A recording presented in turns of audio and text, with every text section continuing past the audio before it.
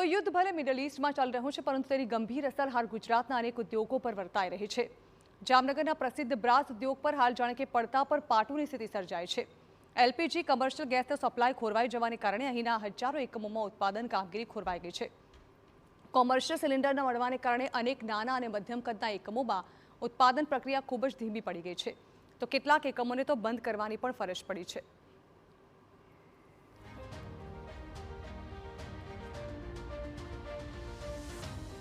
તો જામનગરમાં બ્રાસ ઉદ્યોગના અંદાજે 9000થી વધુ એકમો કાર્યરત છે, જેમાંથી 3500 જેટલા એકમો સીધા જ પ્રભાવિત થયા છે।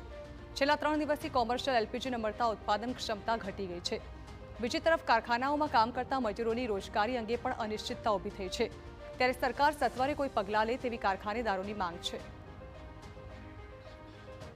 હાલ જામનગરમાં એલપીજી ગેસની અછતના કારણે ઉદ્યોગમાં ગેસ મળતો બંધ થઈ ગયો છે, જેના કારણે 3-4 દિવસથી ઉદ્યોગમાં કારખાનાઓ સંપૂર્ણપણે બંધ કરી દેવામાં આવ્યા છે। અમારી એટલી માંગ છે કે ટૂંક સમયમાં આ ગેસની અછતને પૂર્ણ કરવામાં આવે અને ગેસ ફરીથી જે રાબેતા મુજબ મળી રહે અને ઉદ્યોગ ફરીથી સંપૂર્ણપણે ચાલુ થઈ જાય।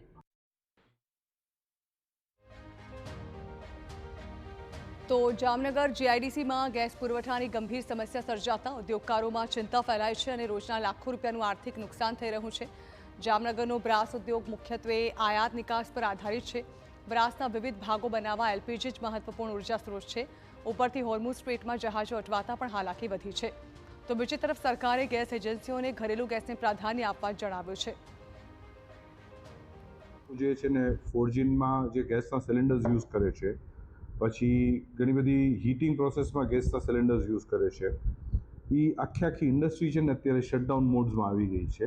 આ એક તો મંદીનો માહોલ થઈ ગયો છે, એક્સપોર્ટના શિપમેન્ટ્સ રોકાયેલા છે, ઇમ્પોર્ટ્સના શિપમેન્ટ્સ ટાઈમસર નથી આવતા, અને એની ઉપર જે આ ગેસની સપ્લાય જે ડિલેડ થઈ છે, કાં સ્ટોપ થઈ છે કોમર્શિયલમાં, એ આ ઉદ્યોગને મળતા ઉદ્યોગને હજી જાજુ મારે છે। હવે એમાં અત્યારે બ્રેક છે અને સરકારની આશા અને અપેક્ષા બે અમારી પાસે છે, એની પાસે છે કે ચેનલ જળવાઈ રહી છે। આ પરિસ્થિતિમાં